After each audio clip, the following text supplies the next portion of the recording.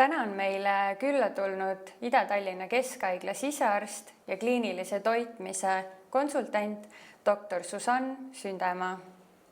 Mida vanemaks me saame, seda vähemaks jääb energiat, sest vananemisega kaasnevad muutused aeglustavad ja muudavad ainevahetust. Tihti on ka toidulaud muutunud ühekülgseks. See kõik võib aga kaasa tuua organismis vitamiinide, mineraalide puuduse, mis võib viia tõsiste terviseprobleemideni. Selleks tulimegi kliinilise toitmise spetsialistilt, doktor Susann Sündemaalt uurima, milliseid tervisehädasid võib vitamiinide, mineraalide vaegusega seostada ning kuidas säilitada hea tervis ja vitaalsus ka kõrges eas.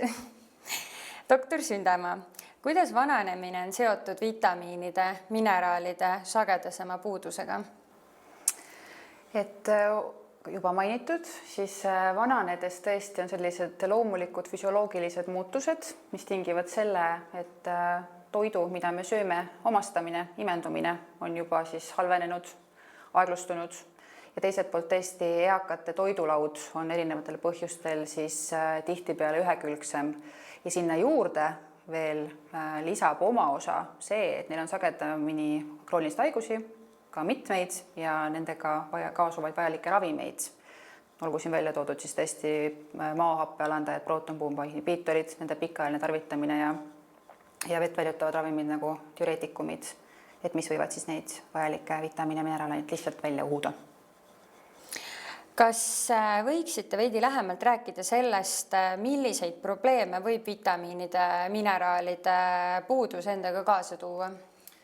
Sisearstina mina puutun siis kõige rohkem kokku kehvveresusega, aneemiaga, kui on hemoglobiin langenud, mille puhul kindlasti peab pöörama tähelepanu sellele, et võib olla välja kujunenud siis raua ja või vitamiindefitsiit ehk siis B12 vitamiini või foolappe defitsiit või siis kombineerituna.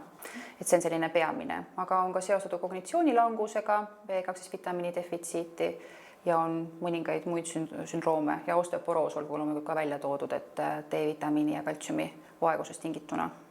Doktor Sündemaa, millised on teie arvates kõige tähtsamad vitamiinid, mineraalid, mille puudust peaks vananedes vältima?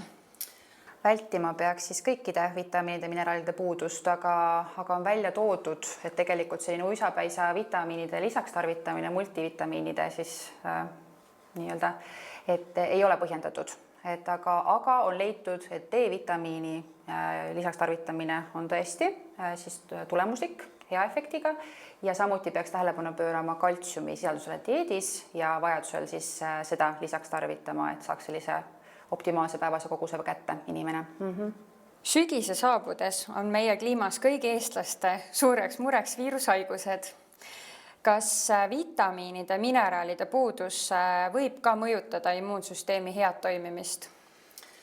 Kindlasti võib, aga ma arvan, et see on selliste juba sügavamate defitsiitide puhul, et seal on kindlasti see on nii multifaktoriaalne, et ei julge küll välja tuua, et üks kindel vitamiin ja selle defitsiit nüüd siis on see, mis tõesti inimese rohkem haigestuma paneb.